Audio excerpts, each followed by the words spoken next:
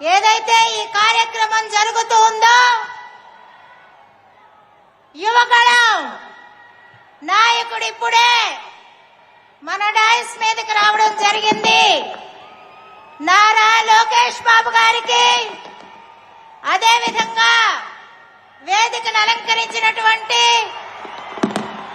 తెలుగుదేశం కుటుంబ సభ్యులకు, జనసేన కుటుంబ సభ్యులకు, వేదిక పైన ఉండినటువంటి పోలిట్ బ్యూరో సభ్యులకు అందరికీ కూడా,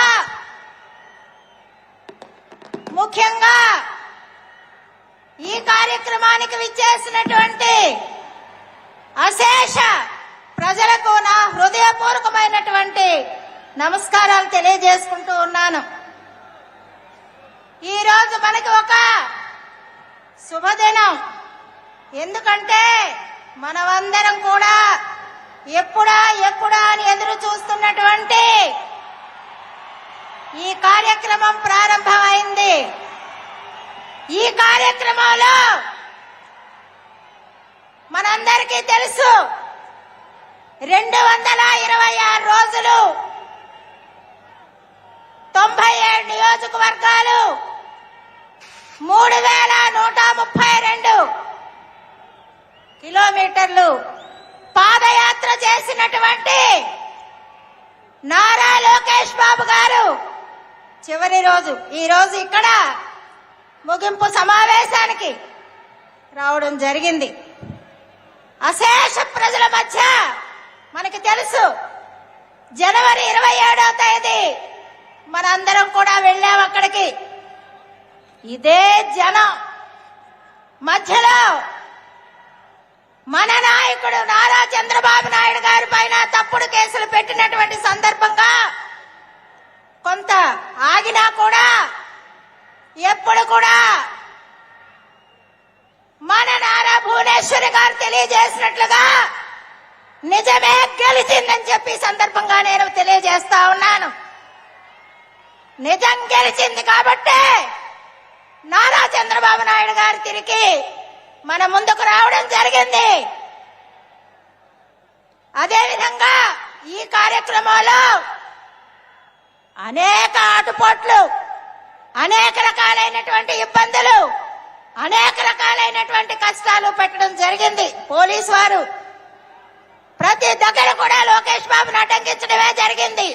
అయినా మొక్కలోని ధైర్యంతో అదరక బెదరక సంశయించక సంకోచపడక ధైర్యంగా ముందుకు వెళ్ళినటువంటి యువ నాయకుడు మన నారా లోకేష్ బాబు గారని చెప్పి ఈ సందర్భంగా నేను మనవి చేస్తా ఉన్నాను. అందుకనే అవలీలగా అలవోకగా 3132 కిలోమీటర్లు పాదయాత్ర చేయడం జరిగింది.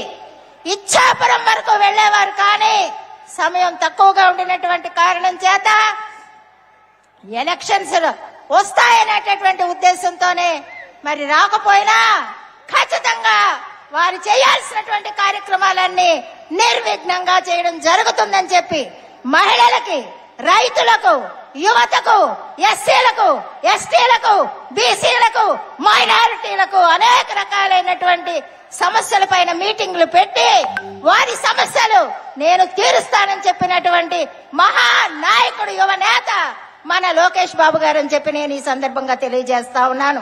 అటువంటి నాయకుడు మనకి భవిష్యత్తులో ఎంతైనా అవసరం. For ever the father, for ever the son అని చెప్పి నేను తెలియజేస్తా ఉన్నాను. ఒక మహానాయకుడికి, ఒక మంచి నాయకుడికి మంచి కుమారుడు అని చెప్పి నేను ఈ సందర్భంగా మనవి చేస్తా ఉన్నాను.